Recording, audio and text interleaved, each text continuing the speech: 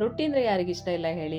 ಎಲ್ರಿಗೂ ಕೂಡ ತುಂಬಾ ಇಷ್ಟ. ಯಾರಾದರೂ ಬಿಸಿ ಬಿಸಿಯಾಗಿ ರೊಟ್ಟಿ ಮಾಡಿಕೊಡ್ತಾರೆ ಅಂದರೆ ಆರಾಮಾಗಿ ಕುತ್ಕೊಂಡು ತಿನ್ಬೋದು ಅಂತ ಅನಿಸುತ್ತೆ.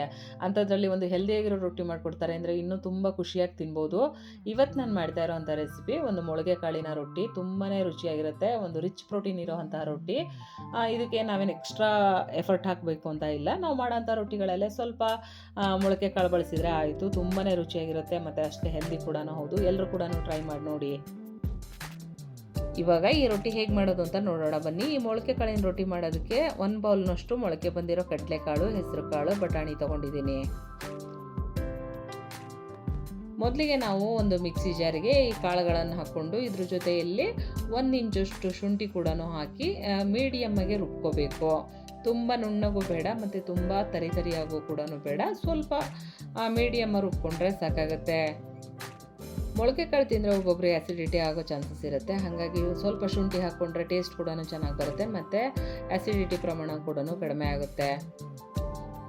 ನಂತರ ರೊಟ್ಟಿ ಬೇಕಾದಂತಹ ಈರುಳ್ಳಿ ಮೆಣಸಿಕಾಯಿ ಕೂಡ ರೆಡಿ ಇದೆ. ಇದನ್ನು 1 ಟೇಬಲ್ ಸ್ಪೂನಷ್ಟು ಎಣ್ಣೆ ಹಾಕಿ ಈರುಳ್ಳಿ ಮೆಣಸಿಕಾಯಿನ ಸ್ವಲ್ಪ ಸಾಫ್ಟ್ ಆಗೋ ಥರ ಫ್ರೈ ಮಾಡಿಕೊಂಡ್ರೆ ಚೆನ್ನಾಗಿರುತ್ತೆ. ರೊಟ್ಟಿ ತಟ್ಟಬೇಕಾದ್ರೆ ಈ ಥರ ಫ್ರೈ ಮಾಡಿಕೊಂಡ್ರೆ ಕಟ್ಟಾಗಲ್ಲ. ಹಾಗಾಗಿ ಸ್ವಲ್ಪ ಸಾಫ್ಟ್ ಆಗೋ ತನಕ ಫ್ರೈ ಮಾಡಿಕೊಂಡ್ರೆ ಸಾಕಾಗುತ್ತೆ. ಇವಾಗ ರುಬ್ಬಿಟ್ಕೊಂಡಂತಹ ಮಿಶ್ರಣನ ಒಂದು ಬೌಲಿಗೆ ಎತ್ತಿಟ್ಕೋಬೇಕು. ನಂತರನ ಈ ಮಿಶ್ರಣಕ್ಕೆ ಫ್ರೈ ಮಾಡಿ ಇಟ್ಕೊಂಡಂತಹ ಈರುಳ್ಳಿ, ಹಸಿಮೆಣಸಿನಕಾಯಿ, ಸಣ್ಣಗೆ ಹೆಚ್ಚಿದಂತಹ 1 ಕಡ್ಡಿಯಷ್ಟು ಕರಿಬೇವು, 1-2 ಹಿಡಿಯಷ್ಟು ಸಣ್ಣಗೆ ಹೆಚ್ಚಿದಂತಹ ಕೊತ್ತಂಬರಿ ಸೊಪ್ಪು, ರುಚಿ ತಕ್ಕಷ್ಟು ಉಪ್ಪು, 1/2 ಟೇಬಲ್ ಸ್ಪೂನಷ್ಟು ಅರಿಶಿನ, ಇದ್ರ ಜೊತೆಯಲ್ಲಿ 1/2 ಟೇಬಲ್ ಸ್ಪೂನಷ್ಟು ಜೀರಿಗೆ ಹಾಕ್ಕೋಬೇಕು. ನಂತರ 1 ಬಟ್ಲಷ್ಟು ಅಕ್ಕಿ ಹಿಟ್ಟನ್ನು ತೊಗೊಂಡಿದ್ದೀನಿ. ಇದನ್ನು ಸ್ವಲ್ಪನೇ ಮಿಶ್ರಣಕ್ಕೆ ಹಾಕ್ತಾನೆ ಕಲಿಸ್ತಾ ಹೋಗಬೇಕು. ನಮಗೆ ರೊಟ್ಟಿ ತಟ್ಟಕ್ಕೆ ಎಷ್ಟು ಅನುಕೂಲನೋ ಅಲ್ಲಿವರೆಗೂ ಹಾಕ್ಕೊಂಡು ಚೆನ್ನಾಗಿ ಕಲಿಸ್ಕೋಬೇಕು. ಮೊಳಕೆ ಕಾಳು ಇಷ್ಟ ಆಗಲ್ಲ ಅಂತನೋರು ಈ ರೀತಿ ರೊಟ್ಟಿ ಮಾಡ್ಕೊಂಡು ತಿನ್ನಿ, ತುಂಬಾ ರುಚಿಯಾಗಿರುತ್ತೆ. ಬೆಳಗ್ಗೆ ಟಿಫನ್ ಟೈಮಿಗೆ ಒಂದು ಕಾಯಿ ಚಟ್ನಿ ಜೊತೆ ಇದನ್ನು ಮಾಡಿಕೊಟ್ರೆ ಎಲ್ಲರೂ ಕೂಡ ತುಂಬಾ ಇಷ್ಟಪಟ್ಟು ತಿಂತಾರೆ. ತುಂಬ ರುಚಿಯಾಗಿರೋ ಅಂಥ ತಿಂಡಿ, ಅಷ್ಟೇ ಹೆಲ್ದಿ ಕೂಡ ಇರುತ್ತೆ. ಎಲ್ಲರೂ ಕೂಡ ಟ್ರೈ ಮಾಡ್ತೀರಾ ಅಂತ ಅಂದ್ಕೊಂಡಿದ್ದೀನಿ.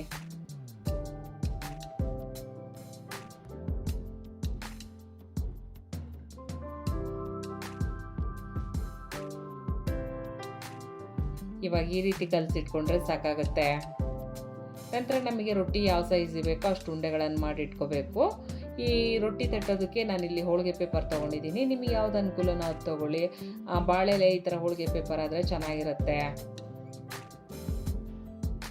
ಈ ರೊಟ್ಟಿ ತಟ್ಟೋದಕ್ಕೆ ಮೊದಲಿಗೆ ನಾವು ತಳಕ್ಕೆ 1/2 ಟೇಬಲ್ ಸ್ಪೂನಷ್ಟು ಎಣ್ಣೆ ಹಾಕ್ಕೊಂಡು ಚೆನ್ನಾಗಿ ಸವರ್ಕೊಂಡು ಈ ಥರ ತೆಳುವಾಗಿ ರೊಟ್ಟಿ ತಟ್ಕೋಬೇಕು. ನಾವೇನಾದ್ರು ಈ ಥರದ್ದು ಮಸಾಲೆ ರೊಟ್ಟಿ ಮಾಡ್ಕೊಳ್ತೀವಿ ಅಂತಂದರೆ ಆದಷ್ಟು ಚಿಕ್ಕದಾಗಿ ಮಾಡಿಕೊಂಡ್ರೆ ಚೆನ್ನಾಗಿರುತ್ತೆ. ತುಂಬ ದೊಡ್ಡದಾಗಿ ಮಾಡಿಕೊಂಡ್ರೆ ಅಷ್ಟೊಂದು ಚೆನ್ನಾಗಿರಲ್ಲ. ಇವಾಗ ರೊಟ್ಟಿ ಎಲ್ಲ ರೆಡಿಯಾಗಿದೆ. ನಂತರ ಹಂಚಿಗೆ ಸ್ವಲ್ಪ ಎಣ್ಣೆ ಸವರ್ಕೊಂಡು ನಂತರ ರೊಟ್ಟಿ ಹಾಕಿ ನಿಧಾನಕ್ಕೆ ಕವರ್ನ ಎತ್ಕೋಬೇಕು. ರೊಟ್ಟಿ ಬೇಯಿಸೋದಕ್ಕೆ ನಾನಿಲ್ಲಿ ರೊಟ್ಟಿ ಹಂಚನ್ನೇ ತೊಗೊಂಡಿದ್ದೀನಿ. ನಿಮಗೆ ಯಾವುದರಲ್ಲಿ ಅನುಕೂಲನೋ ಆ ಹಂಚು ತೊಗೊಳ್ಳಿ. ನಂತರ ಈ ರೊಟ್ಟಿಗೆ ಮೇಲೆ ಸ್ವಲ್ಪ ಎಣ್ಣೆ ಹಾಕಿ ಮುಚ್ಚಿ ಬೇಯಿಸ್ಕೋಬೇಕು. ಮುಚ್ಚಿ ಬೇಯಿಸೋದ್ರಿಂದ ಬೇಗ ಕೂಡ ಬೇಯುತ್ತೆ ಮತ್ತು ಚೆನ್ನಾಗಿ ಕೂಡ ಬೇಯುತ್ತೆ. ಇವಾಗ 2 ಕಡೆನೂ ಕೂಡ ಈ ಥರ ಚೆನ್ನಾಗಿ ಬೇಯಿಸ್ಕೊಂಡ್ರೆ ತುಂಬಾ ರುಚಿಯಾಗಿ ಬರುತ್ತೆ. ರೊಟ್ಟಿ ಬೇಯಿಸೋದಕ್ಕೆ ನಾವು ಎಣ್ಣೆನಾರು ಹಾಕ್ಬೋದು, ಇಲ್ಲ ಬೆಣ್ಣೆನಾರು ಹಾಕ್ಬೋದು, ಇಲ್ಲ ತುಪ್ಪನಾರು ಹಾಕ್ಬೋದು. 3 ಕೂಡ ಚೆನ್ನಾಗಿರುತ್ತೆ. ಈ ರೊಟ್ಟಿಗೆ ಮೆಂತ್ಯ ಸೊಪ್ಪು, ಸಬ್ಸಿಗೆ ಸೊಪ್ಪನ್ನು ಮಿಕ್ಸ್ ಮಾಡಿಕೊಂಡು ಮಾಡಿದರೆ ಇನ್ನೂ ರುಚಿಯಾಗಿರುತ್ತೆ. ಸಿಂಪಲ್ಲಾಗಿ ಮಾಡ್ಕೊಳ್ತೀವಿ, ಏನಾದ್ರು ಈ ರೀತಿ ಮಾಡಿಕೊಂಡ್ರೆ ಸಾಕಾಗುತ್ತೆ.